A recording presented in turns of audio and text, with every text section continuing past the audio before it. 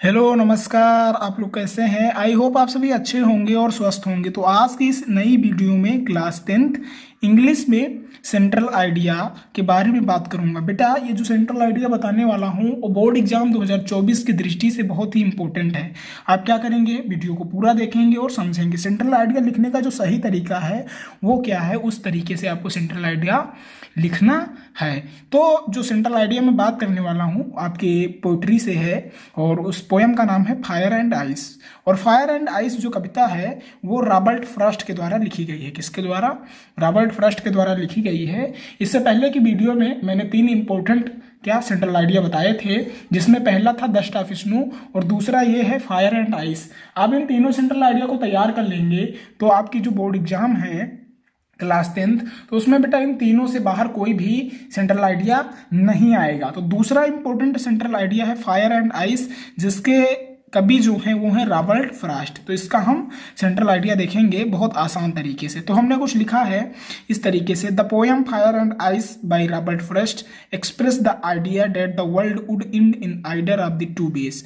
तो क्या है बेटा, the poem Kavita fire and ice बर्फ और आग एंड बर्फ बाय रॉबर्ट फ्रॉस्ट, ये रॉबर्ट फ्रॉस्ट के द्वारा लिखी गई है। एक्सप्रेस जो व्यक्त करती है, द आइडिया विचार को व्यक्त करती है, डेट की द वर्ल्ड जो संसार है, वुड एंड उसका अंत होगा इन आइदर या तो ऑफ टू बेस, दो तरीकों से एंड होगा। बाई आइस किसके द्वारा बेटा, या फिर बर्फ के द्वारा, और बाई फायर या फिर आग के द्वारा।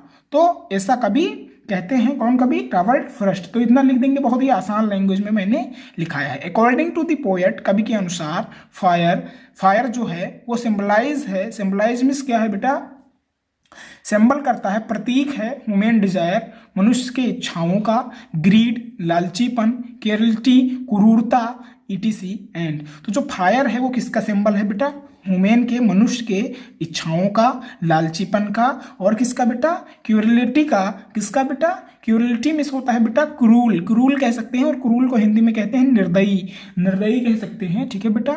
The more you try to safety them, जितना ही तुम इनको बचाने की कोशिश करोगे, संतुष्ट करोगे, सेटिस्फाई, इनसे संतुष्ट हो जाओगे, दे मोर दे ग्रो, और ये उतनी ही ग्रो हो जाएंगी। देयर इज नो एंड, इसका कोई अंत नहीं है, to them and they spread like wild fire and engulf your whole life. और ये क्या है, ये किस प्रकार की है? इनका कभी भी अंत नहीं है बेटा, और ये जो है जंगल में फैली हुई आग के समान है। किस समान है? जंगल में फैली हुई आग के समान है, जो बढ़ती ही जाती है। आगे देखेंगे। ऑन द अदर हैंड, दूसरी ओर, आइस जो बर्फ है वो सिंबलाइजेस, वो प्रतीक है किसका? इंडिफरेंस का इन ह्यूमन रिलेशनशिप्स। किसके? इंडिफरेंस का है, मानवीय संबंधों का है, ह्यूमन रिलेशनशिप मानवीय संबंधों का है। ठीक है। उदासीनता, इंडिफरेंस मीन्स होता है उदासीनता। क्या होता है?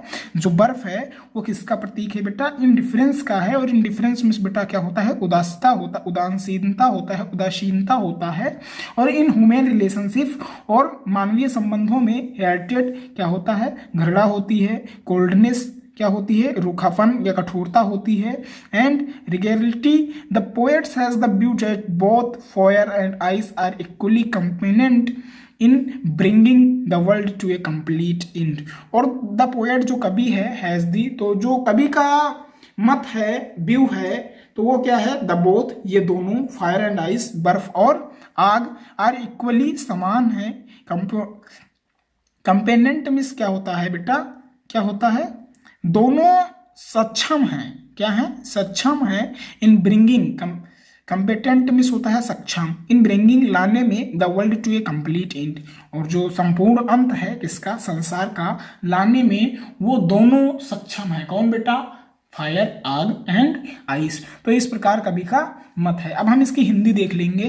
रॉबर्ट फ्रॉस्ट के द्वारा लिखित कविता फायर एंड आइस इस विचार को व्यक्त करती है कि संसार का अंत दो तरीकों से होगा। बहुत ही आसान लैंग्वेज में मैंने लिखा है। अगर आप इसे तैयार करते हैं और इसी तरीके से लिख आते हैं तो आपके जो सेंट्रल आइडिया के नंबर हैं वो फुल मिलेंगे। ठीक है बेटा।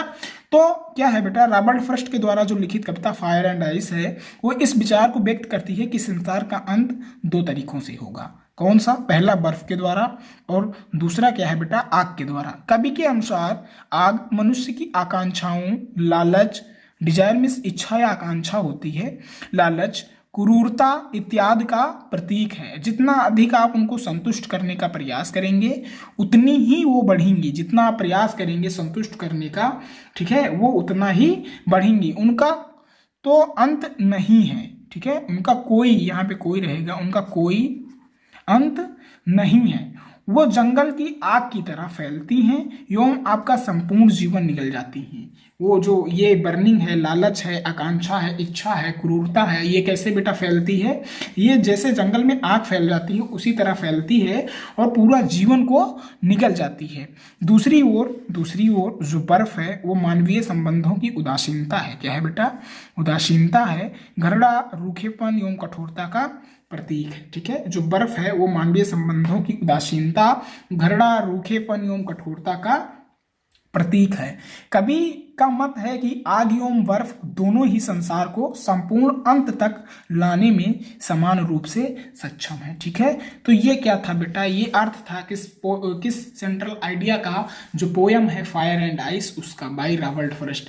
ये इंपॉर्टेंट है, आप इसे तैयार करेंगे। आई होप आप समझ गए होंगे कि आपको इसका सेंट्रल आइडिया कैसे लिखना है। अगर आपको किसी भी टॉपिक, किसी भी चैप्टर, किसी भी सब्जेक्ट में दिक्कत है, आप क्या करेंगे? कमेंट करेंगे, हम उस पर वीडियो लाने की कोशिश करेंगे। अगर आप चैनल पर नए हैं तो चैनल को सब्सक्राइब करना ना भूलें। जैसा कि आप जानते हैं कि यहाँ पे क्लास 10 हिंदी मीडियम के छात्रों की जो तैयारी है वो बेहतर ढंग से करवाई जाती है। तो फिर मिलते हैं अगले वीडियो में, तब तक के लिए धन्यवाद।